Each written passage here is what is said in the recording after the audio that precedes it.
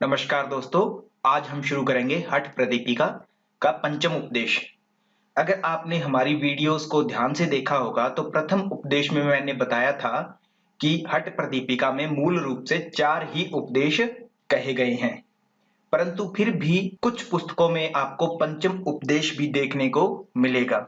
हमने पंचम उपदेश के लिए भी जो उपयोगी सामग्री हो सकती है, जिसकी संभावनाएं हैं कि इन फ्यूचर कभी भी यूजीसी नेट के तहत पूछा जा सकता है जो प्रश्न उसमें से, वो हमने आपके सामने लाने की कोशिश की है। उसके साथ साथ छोटी छोटी जानकारियां जो आपके लिए जीवन में उपयोगी होंगी, वो जानकारियां भी हमने ऐड की हैं। तो आशा करते हैं यह आपके लिए कुछ ना कुछ उपयोगी जरूर होगा। तो चलिए शुरू करते हैं। सबसे पहले हठ प्रदीपिका का जो पंचम उपदेश है उसके बारे में मैं बताना चाहूंगा कुछ, कि जो 4 उपदेश है उसमें क्या कहा गया है। चतुरंग योग, जिसमें आसन आते हैं, कुंभक आते हैं, मुद्रा आती है, नादानुसंधान आता है। तो ये जब क्रियाएं होती है तो उसमें साधक कई बार गलत अभ्यास कर लेता है, या खाना पीना कर लेता है, या किसी अन्य तरीके से कोई ना कोई उसमें व्याधियां आ जाती है। तो व्याधियां जो आती है वो वात पित्त कफ चीज सुनी होगी, उसके कारण आने की संभावना होती है। ये वात पित्त क्या है, कैसे व्याधियां आती है, उसी पर चर्चा की गई है पंचम उपदेश में। तो सबसे पहले समझेंगे कि त्रिदोष जो है क्या है। वात पित्त कफ, ये 3 दोष कहे जाते हैं मित्रों, आयुर्वेद के दृष्टिकोण से, योग के दृष्टिकोण से, या हमारी जो प्राचीन संस्कृति है भारतीय संस्कृति में। प्राचीन अगर हम चिकित्सा देखेंगे तो उसमें ये 3 चीजें सबसे महत्वपूर्ण है, वात पित्त कफ त्रिदोष। इनको तीनों को दोष कहा जाता है, और इसलिए त्रिदोष कहने के पीछे कारण है इनका, कहते हैं इनका शरीर में होना भी बहुत आवश्यक है, और अगर ये शरीर में रहते हुए गलत हो जाए तो ये शरीर को बिगाड़ भी देते हैं, मीन्स रोगी भी कर देते हैं। त्रिदोष कहते हैं अगर शरीर में संतुलित अवस्था में रहेंगे तब तो है ये शरीर के लिए लाभकारी, माने स्वास्थ्य वर्धक। अगर ये असंतुलित हो जाएंगे, इनकी मात्रा आगे पीछे हो जाएगी, जितनी शरीर में होनी चाहिए उससे अलग हो जाएगी, तो वो रोग का कारण बनेंगे।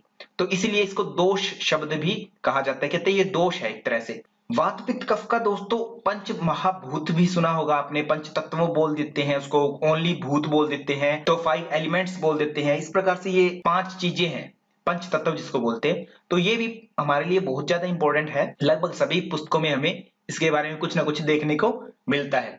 तो 5 तत्व है, इनका उत्पत्ति क्रम है दोस्तों। कहते हैं कि सृष्टि में सबसे पहले आकाश तत्व की रचना हुई थी। आकाश का अर्थ होता है खाली स्थान। तो सबसे पहले कहते हैं खाली स्थान आया था, पहले रिक्त स्थान, प्लेस। जैसे हम कमरा बनाते हैं तो कमरे के अंदर जाने के लिए कोई सामान आपको रखना है कमरे के अंदर, कुछ भी, तो उसके अंदर पहले खाली स्थान होना आवश्यक है।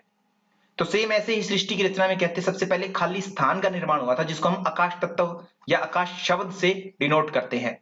जिसको हम देख सकते हैं कि घड़े में पानी डालने से पहले उसमें खाली स्थान जो होना चाहिए, जो खाली स्थान है वो क्या होता है, आकाश तत्व को डिनोट करता है। आशा करता हूं आप समझ रहे होंगे मेरी चीजों को जो मैं कहना चाह रहा हूं। उसके बाद में आकाश तत्व है, फिर उसके बाद में है कहते हैं वायु। तो कहते हैं खाली स्थान था तो उसमें सबसे पहले वायु आई, फिर उसके बाद में वायु की उत्पत्ति हुई आकाश के बाद में।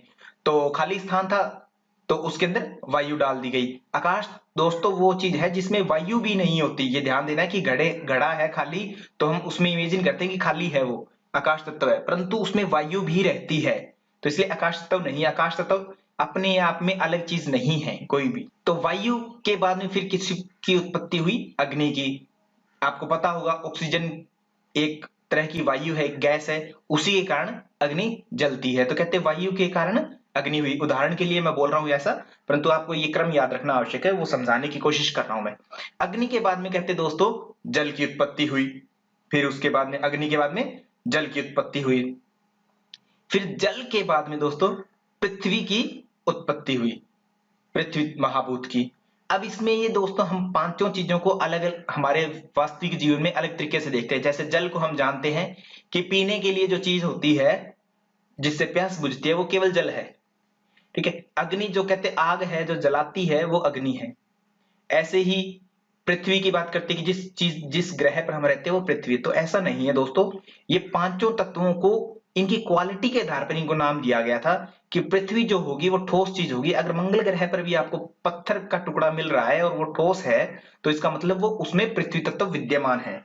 संसार की जितनी भी वस्तुएं हैं उन सब में ये पंच तत्व रहते हैं। पंच तत्वों से ही पूरी की पूरी सृष्टि, हमारा शरीर सब का निर्माण होता है।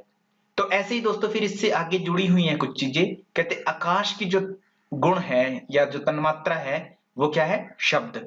वास्तव में अगर मैं बात करूं, इससे लेक्चर ज्यादा लंबा हो जाएगा, वो मैं अभी यहाँ हमारा उद्देश्य नहीं है उस चीज को समझाना, इसलिए मैं कभी बाद में वीडियो में वो चीज समझा दूंगा। तो इतना याद रखेंगे कि ये इनके गुण भी हैं। आकाश का गुण क्या है? शब्द है। वायु का स्पर्श है, कि वायु जो हमें फील होती है ना तो सुन करके फील होती है। आपने सुना होगा जैसे कि कभी आंधी चल रही खिड़कियों से तो आपको खिड़कियों की आवाज आएगी, या फिर वायु किसी पत्ते वगैरह से टकराती है तो उन पत्तों की आवाज आती है, परंतु वायु की अपने आप में कोई आवाज नहीं होती, किसी प्रकार का उसका रस नहीं होता, किसी प्रकार से उसको हम देख नहीं सकते, आदि आदि। केवल उसको हम छूने से अनुभव करते हैं। जैसे आप बैठे हो आगे और कोई बच्चा पीछे से आकर के आपके कान में हवा मारता है तो उससे आपको स्पर्श फील होता है हवा से। तो वायु का गुण क्या है? स्पर्श। तो ऐसे ही अग्नि जो है, अग्नि का गुण क्या है? रूप, कि हर चीज को परिवर्तित कर देती है, हर रूप को परिवर्तन कर देती है, नया रूप तैयार करती है। इसके बाद में जैसे जल है, तो जल का गुण क्या है? रस। जितना ज्यादा जिस चीज में जल होगा उतना ही हमें उसका टेस्ट आएगा, रस आएगा, अलग अलग भांति भांति का रस। नींबू में बहुत ज्यादा मात्रा में पानी होता है तो हमें उतना ज्यादा रस आता है उसका। इसी प्रकार से आगे पृथ्वी है, तो पृथ्वी जितनी जो तत्व है उसकी खासियत क्या है? गंध, कि उससे गंध आती है। गंध वो सुगंध भी हो सकती है, दुर्गंध भी हो सकती है। तो जितनी भी हमारी स्मेल्स जो होती है पृथ्वी तत्व से रिलेटेड है। इनको समझाएंगे कभी बाद में बहुत अच्छे से। अभी के लिए आगे देखते हैं। ये पंच तत्व है दोस्तों। पंच तत्वों के साथ में इन पांचों को इंद्रियों के विषय भी बोल दिए जाते हैं, शब्द, स्पर्श, रूप, रस, गंध। और पंच तत्वों की तन मात्राएं भी बोली जाती है। फिर आगे है त्रिदोष, कि तीन दोष हमारे शरीर में त्रिदोष है। मैंने पहले बताया वात, पित्त, कफ। अब जो पंच तत्व थे उनसे इनका रिलेशन है। कहते वात जो दोष है वो किन तत्वों का स्वरूप है? एक तरह से आकाश और वायु तत्वों का मिला जुला जो स्वरूप है वो वात गुण है या वात दोष है, ऐसे बोल सकते हैं। पित्त जो है अग्नि और जल प्रधान है। पंचतत्व रहेंगे, पहले मैंने बताया दोस्तों, पूरी की पूरी जितनी सृष्टि है सब में पांचों तत्व विद्यमान है, परंतु जो मुख्य रूप से हैं उनको हम देख रहे हैं यहाँ पर। आकाश और वायु से कहते वात दोष, अग्नि और जल से पित्त दोष, जल और पृथ्वी से कफ दोष का निर्माण होता है या कफ का निर्माण होता है, ऐसे बोल सकते हैं। अब इनमें से देखिए दोस्तों, हमें पता है कि हवा चलती है तभी चीजें इधर उधर हो जाती है। आपकी पुस्तक रखी हुई है खुली, हवा चली और उसके पेज पलट गए अपने आप, ठीक है। कपड़े सूख रहे हैं, हवा चली और कपड़े इधर उधर बिखर गए। तो कहने का मतलब वायु ही गति देती है सब चीजों को, कोई भी तत्व इधर उधर अपने आप नहीं होता बिना वायु की। तो वायु देखिए इसमें किस में है दोस्तों? वात दोष में है, तो और किसी में वायु नहीं है। इसका मतलब क्या है कि वात जो दोष है वही चंचल है, वही गतिमान है। शरीर में हमारी जो भी कार्य होते हैं, चाहे हम बोलते हैं, सोते हैं, सांस ले रहे हैं, सांस छोड़ रहे हैं, मल त्याग करना आदि, कोई भी क्रिया, कोई भी कार्य जो हम करते हैं केवल और केवल वायु तत्व के कारण ही करते हैं। अथवा तो अब है 12 मास। जो हमारे कैलेंडर जो होता है, भारतीय जो कैलेंडर है वो कभी भी जनवरी से शुरू नहीं होता, वो हमेशा चैत्र मास से शुरू होता है, जो लगभग मार्च में आता है दोस्तों, लगभग, ठीक है। तो चैत्र से लेकर के चैत, वैशाख, ज्येष्ठ, आषाढ़, श्रावण, भाद्रपद, अश्विन, कार्तिक, मार्गशीर्ष, पौष, माघ, फाल्गुन, ये 12 मास है दोस्तों इस प्रकार से। और ये मार्च से लेकर के अगली मार्च तक एक साल माना जाता है हमारे कैलेंडर के अनुसार, मींस भारतीय कैलेंडर के अनुसार। ग्रीक के अनुसार हम जनवरी से दिसंबर तक मानते हैं। तो चैत्र और वैशाख दोनों मास जो होते हैं शुरू के, उसमें कौन सी ऋतु होती है? बसंत, मींस स्प्रिंग। या फिर अगर वातावरण के दृष्टिकोण से बात करें तो जब कॉम्प्लेक्स खुलती हैं, नए पत्ते आते हैं, सब जगह हरियाली छा जाती है। उसके बाद में आते हैं ज्येष्ठ और आषाढ़, मई और जून के लगभग, मई से जुलाई के आसपास, जो गर्मी लाते हैं। जून जुलाई जब छुट्टियां होती है बच्चों की, गर्मी लाते हैं, जिसको समर बोल देते हैं, बहुत ज्यादा धूप होती है। फिर आता है श्रावण और भाद्रपद, जिसमें वर्षा ऋतु होता है। श्रावण, सावन पर आपने बहुत से गाने सुने होंगे, ठीक है। तो वो क्या है कि वर्षा के दिनों को श्रावण की अवस्था, जब रेनी डेज जो होते हैं। उसके बाद में आश्विन और कार्तिक, कार्तिक मास में स्पेशल त्योहार होता है। कहते हैं भगवान श्री राम आए थे तो दिवाली मनाई जाती है उस समय। तो कार्तिक मास में, आश्विन और कार्तिक में, तो उस समय क्या आती है ऋतु? शरद ऋतु। इसके बाद में मार्गशीर्ष और पौष में हेमंत ऋतु आती है जब हल्की हल्की ठंड की शुरुआत हो जाती है नवंबर दिसंबर में अच्छी वाली। उसके बाद में माघ और फाल्गुन में खूब शिशिर ठिठुरन वाली ठंड चलती है, जब ठंडी हवाएं भी चलती है साथ में तो ज्यादा ठंड हो जाती है उस समय में, तो ये शिशिर ऋतु होती है। मैं पहले बता रहा हूं दोस्तों, इन पर मैं अलग से वीडियो बनाऊंगा, ये ज्यादा डीप में समझाने के लिए नहीं है, केवल आपको एक इसलिए बताया जा रहा है क्योंकि आपके 5th यूनिट में इनकी थोड़ी सी आवश्यकता फील होगी आपको। फिर अब ऋतुओं के अनुसार दोष जो होते हैं बढ़ते हैं कम होते हैं समय के अनुसार।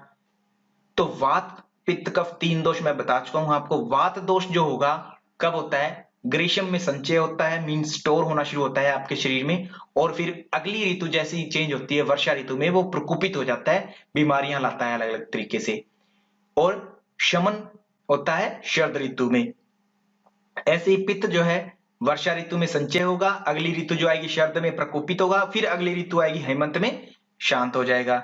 ऐसे ही कफ है हेमंत में संचय होगा, बसंत में आगे प्रकोपित होगा, फिर अगली ऋतु के बाद में ग्रीष्म में शमन हो जाएगा। इस प्रकार से एक एक ऋतु छोड़ करके इनका क्रम है। फिर आगे वायु के मुख्य गुण हैं कुछ 7 बताए हैं आयुर्वेद के अनुसार। रुक्ष शीतो लघु सूक्ष्म चलवत विशद खर, कि ये 7 गुण वायु के हैं। रुक्षता, शीतलता, लघुता, हल्कापन, सूक्ष्म, चलो चल मीन्स चंचलता, विशद और खर।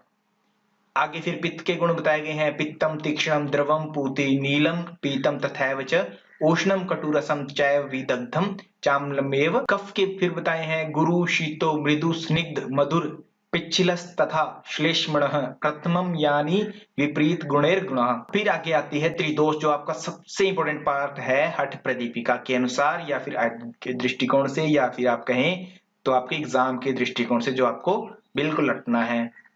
वात पित्त कफ के स्थान बताए हैं हठ प्रदीपिका में, कहते कहां से कहां तक है। वात का जो स्थान है आप पिक्चर देख रहे होंगे, लगभग नाभि से लेकर के पैर के तलवों तक वात का स्थान माना जाता है। फिर पित्त की बात बोलते हैं हम। पित्त क्या है, ऊपर, फिर नाभि से नीचे था वात, और नाभि से ऊपर फिर जहां पर पेट का हिस्सा है जहां पाचन आदि का कार्य होता है, जठराग्नि जहां तक रहती है, नाभि से हृदय तक लगभग पित्त का स्थान। फिर हृदय से ऊपर का जो भाग है वो कफ का स्थान रहता है। तो ये मोटे तौर पर ऐसा बताया गया है पुस्तक में। अब हम वात पित्त कफ ऐसे बोलते हैं, तो पहला जो है वात, उससे क्या रोग कितने होंगे, 80 प्रकार के रोग होंगे आपको, डिजीज जो होंगी 80 प्रकार की डिजीज होंगी। फिर उसके बाद में पित्त जो है, पित्त से 40 प्रकार के रोग होंगे, और कफ से 20 प्रकार के रोग होंगे। तो अब आपके लिए एक दोस्तों प्रश्न रख देता मैं कि कौन सी ऐसी क्रिया है, क्रिया मीन्स षटकर्म, कौन सी षट क्रिया है जिससे कफ के 20 प्रकार के रोग ठीक होते हैं। तो वो आपको उत्तर देना है, अपने आप दीजिए या फिर कमेंट बॉक्स में लिखिए। इसके बाद में फिर वायु का पित्त स्थान में प्रवेश करने से क्या होता है। मैंने पहले बताया कि पित्त और कफ कभी गति नहीं करते, केवल वायु है जो गति करता है, इधर उधर प्रवेश कर जाता है। और हम कुंभक आदि का अभ्यास करते हैं, मुद्रा आदि का अभ्यास करते हैं, तो वायु को ही चलायमान करते हैं, उसकी गति को नियंत्रण करने की कोशिश करते हैं, प्राण को नियंत्रण वश में करने की कोशिश करते हैं। तो क्या होता है कि वायु का जब गलत अभ्यास किया जाता है तो वो गलत जगह पर चला जाएगा, और उसको अवरोध पैदा हो जाता है नस नाड़ियों में, जिस कारण से वायु गांठ का रूप ले लेती है और विभिन्न प्रकार के रोग पैदा कर सकती है। ऐसे वायु जब पित्त प्रदेश में जमा हो जाएगी तो वहां पर पित्त में क्या क्या है, छाती में दर्द हो सकता है, बगल जो होती है रिब्स के आसपास दर्द हो सकता है, पीठ में आपके दर्द हो सकता है। ये 3 ही चीजें बताई हैं इन्होंने। तब क्या करना चाहिए शरीर में, कहता ते वायु का मैंने गुण बताया था, कहते रुक्षता गुण है तो क्या देंगे, रुक्ष है तो उसको मालिश कर देंगे, उसमें स्निग्धता आ जाएगी, तेल की मालिश कीजिए। एक और वायु का गुण था शीतलता, तो शीतलता है तो उसको गर्म दे दीजिए, कुछ बराबर हो जाएगा टेम्परेचर, तो गर्म पानी से स्नान। ऐसे ही आगे फिर घी के साथ खीर खा सकते हैं रुक्षता आदि को दूर करने के लिए। तो ये 3 चीजें बताई गई हैं। और स्निग्ध भोजन करना चाहिए, चिकना, वायु का पित्त स्थान में प्रवेश करने से। फिर आगे है वायु अगर कफ स्थान में प्रवेश कर जाती है तो क्या क्या हो सकता है। कहता कफ स्थान में प्रवेश करेगी तो कहते हृदय रोग, खांसी, हिचकी, दमा, सिर में दर्द, ये चीजें हो सकती है। मैंने पहले बताया कफ का स्थान कहाँ है, हृदय से ऊपर, तो हृदय से ऊपर जितने रोग है वो किसके कारण कब हो रहे हैं, वायु का कफ स्थान में प्रवेश करने से। ये कॉमन सेंस की बात है दोस्तों। हृदय, खांसी गले का रोग है, हिचकी भी गले का रोग है, दमा भी ऊपर का रोग है फेफड़ों का, सिर में दर्द भी ऊपर का रोग है हृदय से। तो कफ स्थान में प्रवेश किया तो कफ के जगह जो कफ जहां पर रहता है वही रोग होंगे। इस स्थिति में क्या करें, उन्होंने बोला कि तब भोजन करके मुंह साफ करके लगभग 2-3 बार कुंभक का अभ्यास करें। भोजन करने के बाद 2-3 बार कुंभक का अभ्यास करना चाहिए। मुंह साफ करने का अर्थ ये है दोस्तों कि मुंह के अंदर भोजन रहे हो, नहीं तो आपको हिचकी वगैरह कुछ खांसी वगैरह आ सकती है, तो इसलिए उसको साफ करके अच्छे से कुल्ला आदि करके 2-3 बार कुंभक का अभ्यास करना चाहिए। अन्यथा गरम खीर अथवा गरम दूध, ये मिल्क है दोस्तों, ये गलत लिखा गया है, मिल्क दूध में घी मिलाकर वारुणी धारणा, वारुणी धारणा मीन्स जल पर धारणा करनी है। वरुण, वरुण का अर्थ होता है जल। फिर इससे क्या होगा, कहता है अगर ऐसा किया जाएगा तो कुष्ठ रोग, कुष्ठ माने चर्म रोग, और रतौंधी जैसे रोग नहीं होंगे। फिर आगे बात करते हैं, कहता शरीर में कंपन होने लगता है, वाइब्रेशंस, या फिर वात रक्त, जिसको गठिया भी बोल देते हैं सामान्य लैंग्वेज में। कहता ऐसी स्थिति होने पर, कहते जहां जहां पर जो रोग हो चुके हैं ना, वात रक्त, जहां गांठ बन चुकी है या जहां ज्यादा कंपन हो रहा है शरीर में, हाथ हिल रहा है ज्यादा वाइब्रेट या पैर हिल रहा है, तो वहां वायु का चिंतन करना चाहिए, वहां वहां पर कि मेरी वायु ठीक हो रही है, वात दोष ठीक हो रहा है, इस प्रकार से चिंतन किया जाना चाहिए। और फिर सबसे इंपॉर्टेंट जो बात है लास्ट में, कि सभी तीनों दोष हैं, त्रिदोष, त्रिदोषों की शांति के लिए भूमि पर चित्त लेट कर प्राणायाम का अभ्यास करना चाहिए, चित्त लेट करके प्राणायाम का अभ्यास करना चाहिए। तो ये दोस्तों मेन बातें हैं, 2-3, इसमें कुछ खास नहीं है, परंतु फिर भी इनमें से कुछ ना कुछ आपके लिए जरूर निकलेगा, मैं श्योर हूं पूरा। तो चलिए अब शुरू करते हैं आपका टेस्ट, स्टार्ट। तो ये लीजिए दोस्तों, सबसे पहला क्वेश्चन, सूची 1 को सूची 2 के साथ सुमेलित करना है। यहाँ पर नीचे दोष दिए गए हैं, वात पित्त कफ और 2 दोष, और इधर दिए गए हैं उनसे विकार कितने होंगे। इनडायरेक्टली ये पूछा है कि किस दोष से कितने प्रकार के रोग हो सकते हैं। तो वात के असंतुलन से या फिर वात से होने वाले दोष कितने बताए थे, 80 प्रकार के बताए हैं। पित्त से कितने प्रकार के रोग होंगे, 40 प्रकार के रोग, और कफ से 20 प्रकार के रोग। और इनमें से कोई 2 दोष अगर साथ में असंतुलित हो जाते हैं, ऊपर नीचे हो जाते हैं, तो उनसे द्वंद्व विकार पैदा होते हैं, मतलब 2 के जोड़े में ही पैदा होंगे। 2 दोष असंतुलित होंगे तो 2 तरह के विकार होंगे। तो इस प्रकार से हमारा ऑप्शन क्या होगा, जिसमें 1 का बी हो। देखिए 1 का बी क्या है, 3 और 4 ऑप्शन में है। आगे देखिए पित्त में 2 का भी सी हो, जिसमें क्या है, ये वाला ऑप्शन हमारा बिल्कुल ठीक होगा। तीसरा जो ऑप्शन है हमारा बिल्कुल ठीक होगा। तो ये देखिए हमारा ऑप्शन नंबर 3 बिल्कुल ठीक है। नेक्स्ट देखेंगे, नेक्स्ट प्रश्न है, निम्नलिखित ऋतुओं को शिशिर से प्रारंभ करते हुए उचित क्रम में व्यवस्थित करें। तो यहाँ पर इनडायरेक्टली इन्होंने ये कहा है कि शिशिर अगर प्रथम ऋतु होगी तो उसके अनुसार बाद में कौन सी ऋतुएं आएंगी क्रमानुसार। तो शिशिर कौन सी होती है दोस्तों, सबसे ज्यादा ठंड मैंने बताया था ठिठुरन वाली, तो वो कब आती है, लगभग दिसंबर से जनवरी के बाद बीच में आती है, हल्का सा फरवरी का महीना भी उसी में आता है। तो उसके बाद में कौन सा आता है, बसंत आती है। बी के बाद में डी ऑप्शन किस में है, तो वो हम चूज कर लेंगे टाइम बचाने के लिए एग्जाम में, क्योंकि दोस्तों टाइम की कमी होती है। और उसके बसंत के बाद की अगर बात करें तो ग्रीष्म ऋतु, उसके बाद वर्षा ऋतु, उसके बाद शरद ऋतु। देखो बी डी ए सी और ई, डी ए सी ई, ये ऑप्शन नंबर हमारा 4 बिल्कुल ठीक होगा। तो ये हमारा ऑप्शन नंबर 4 बिल्कुल ठीक है। नेक्स्ट प्रश्न है, आयुर्वेद के अनुसार पित्त दोष के असंतुलन से कितने नानात्मक विकार होते हैं, कि मतलब कितने प्रकार के रोग हो सकते हैं पित्त के इम्बैलेंस से। तो मैंने पहले बताया वात पित्त कफ, इस क्रम में बोलेंगे तो कफ से सबसे कम है, पित्त बीच में है, थोड़ा मीडियम रोग होंगे, और वात से सबसे ज्यादा रोग होंगे। तो इसमें मीडियम कौन से होते हैं, 20 40 80 दुगने की फॉर्म में होते हैं, तो 20 तो कफ से होते हैं, ये कफ होता, और ये वात का, तो 60 कोई चीज होती ही नहीं है, तो 40 रोग होंगे, पित्त से 40 प्रकार के रोग होंगे। ऑप्शन नंबर 3 हमारा बिल्कुल ठीक होगा। नेक्स्ट प्रश्न है, हठ प्रदीपिका अनुसार पवन प्रकोपित होने पर कौन से रोग होते हैं। देखिए दोस्तों, वात से होने वाले कौन से रोग है, जो वात प्रकोपित हो जाए उससे कौन से रोग हो सकते हैं। तो मैंने पहले बताया था कि क्या क्या रोग हैं, श्वास रोग हो सकते हैं, दमा जिसको बोलते हैं, काश रोग हो सकते हैं, खांसी जिसको बोलते हैं, ये सारे दोनों के दोनों वात से होने वाले रोग है। दोस्तों बताया था कि वायु जब कफ स्थान में प्रवेश करती है तो कौन कौन से रोग होते हैं, मैंने बताया था। तो ये 2 और 3 हमारा ऑप्शन होगा। इस प्रकार से हमारा ऑप्शन नंबर 4 ठीक हो जाएगा। नेक्स्ट है दोस्तों, सूची 1 और सूची 2, इन दोनों को मेल करना है कि किसका क्या हो सकता है। तो 4 तत्व दिए हैं और उनकी तन्मात्रा या फिर विषय बोल सकते हैं वो दिए गए हैं। बताइए इसका किससे रिलेशन है। आप पॉज करके वीडियो का आप स्वयं उत्तर दीजिए और फिर हम एक्सप्लेन करते हैं। तो मैंने बताया था वायु महाभूत है, उसमें ना तो कोई टेस्ट होता है ना ही उसकी गंध होती है, गंध फूलों की आती है ना कि वायु की आती है। दोस्तों अगर गंध, वायु एक माध्यम है गंध पाने का, इसी प्रकार वायु का कोई रूप नहीं होता, तो वायु कैसे फील होती है हमें, केवल स्पर्श से। तो ए का 3 होगा, वो ऑप्शन हमारा बिल्कुल ठीक हो सकता है। तो ए में 3 किस में है? केवल इसमें है और इसमें है। तो 1 और 3 में से ये दोनों बराबर है, बट और भी हो सकते हैं, बी और बी भी बराबर हैं, और सी का अलग अलग है। तो सी कौन सा है? अग्नि महाभूत। अग्नि महाभूत का दोस्तों मैंने बताया था, अग्नि क्या करती है? रूप परिवर्तित करती है हर वस्तु का। खाना खाते हैं तो उसका रूप बदल देती है आगे रस रक्त अग्नि में। इसी प्रकार से लोहा आदि धातु होती है, उसका रूप बदल देती है किसकी? कौन? अग्नि महाभूत। तो जो रूप बदलने कार्य है वो भी अग्नि के द्वारा होता है। तो इस प्रकार से सी में 4 हो, सी में 4 इसमें है दोस्तों, इसमें सी में 4 नहीं है, तो हमारा ऑप्शन नंबर 1 बिल्कुल ठीक हो जाएगा। तो दोस्तों देखिए ऑप्शन नंबर 1 बिल्कुल ठीक है। इसके अलावा अगर और देखना चाहे तो आप और भी देख सकते हैं। पृथ्वी महाभूत की बात करें तो पृथ्वी की तन्मात्रा मैंने बताई थी गंध, जो भी गंध आती है हमें ठोस वस्तु होने के कारण या फिर पृथ्वी तत्व की मौजूदगी के कारण ही गंध आती है किसी भी वस्तु में से। और फिर जल महाभूत होता है, तो जल जिसमें ज्यादा होगा उस वस्तु में उतना ही रस में आता है। बिस्कुट का रस हमें सबसे कम आता है क्योंकि वो सूखा होता है। नींबू या फिर टमाटर आदि अन्य चीजों का रस सबसे ज्यादा आता है क्योंकि उनमें जल महाभूत सबसे ज्यादा अवस्था में रहता है। तो ये जल महाभूत, और बाकी आकाश तत्व का बताया था शब्द। तो इस प्रकार से आपको याद रखना है दोस्तों, कफ दोष में किन महाभूतों की प्रधानता होती है? तो किसकी होती है दोस्तों? मैंने बताया था जल महाभूत होता है एक, और कफ अपने आप में हैवीनेस होता है। जैसे कफ जिसमें ज्यादा बढ़ा हुआ होता है उसके स्थूलता होती है शरीर, उसमें मेद बढ़ा हुआ रहता है, तो इसका मतलब भारीपन भी होता है। तो पृथ्वी महाभूत में क्या होता है? भारीपन को डिनोट करता है पृथ्वी, इसका एक गुण है। तो इसी प्रकार से जल और पृथ्वी तत्व दोनों रहते हैं किसमें? कफ दोष में। तो ये दोनों प्रधान होते हैं। इसके अलावा बाकी तत्व भी होंगे दोस्तों, परंतु प्रधान कौन से होंगे? केवल ये दो, जल और पृथ्वी। तो बी और सी जहां पर होगा वो हमारा ऑप्शन बिल्कुल ठीक होगा, ऑप्शन नंबर 3।